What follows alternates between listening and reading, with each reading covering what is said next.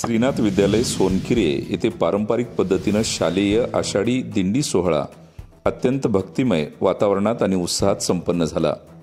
सोनकिरे गावातील महिला, पुरुष, युवक, युवती, लहान या मुलांपासून ते ज्येष्ठ नागरिकांपर्यंत सर्वच वर्गातील लोक मोठ्या श्रद्धेने या सोहळ्यामध्ये सहभागी झाले।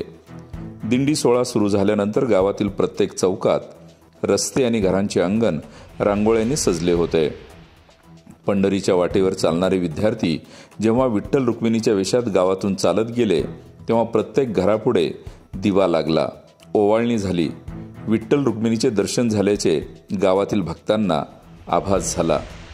जेव्हा गावातील वयस्कर मंडळी विद्यार्थ्यांच्या पाया पडून त्यांचे पूजन करत होते, हे दृश्य डोळ्यात अश्रू आणणारे होते।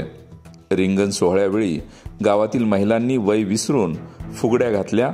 तालावर नाचणं आणि वारकरी संप्रदायातील एकात्मिक भक्ती आणि आनंदाचा प्रत्यय यावेळी सर्वांना आला।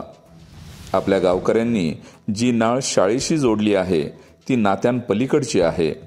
विद्यार्थ्यांना विठ्ठल रुक्मिणी मानून केलेली ओवाळणी, रांगोळ्यांचे स्वागत आणि हृदयातून उमटणारी भक्ती आज या ठिकाणी पाहण्यात आली।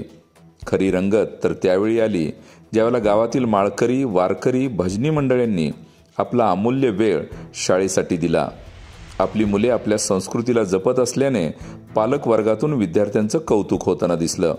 हे केवळ कार्यक्रम नव्हते, तर गाव, शाळा एकत्र येऊन साकारलेली आपल्या संस्कृतीची जिवंत झलक होती।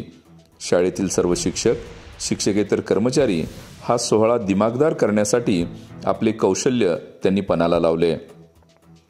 हा सोहळा श्रीनाथ विद्यालयाच्या मुख्याध्यापिका Sau Pawar madam, Shri Mohite sir, Shri Kharmate sir, Dawari sir, Sau Dawari madam, Bhakare madam, Mali madam, Sarita Patil madam, Jagtap sir, Deshmukh मामा व सर्व विद्यार्थी विद्यार्थिनी यांच्या सहकार्यातून संपन्न झाला।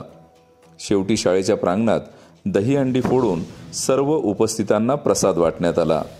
या भावभक्तीने नटलेल्या दिवशी सांस्कृतिक विभाग प्रमुख श्री दिलीप खरमाटे सर यांनी सर्व गावकऱ्यांचे, भजनी मंडळींचे, ग्रामस्थांचे, शिक्षकांचे व विद्यार्थ्यांचे मनपूर्वक आभार मानले। कार्यक्रमाची सांगता अतिशय भक्तिपूर्ण वातावरणात संपन्न झाली।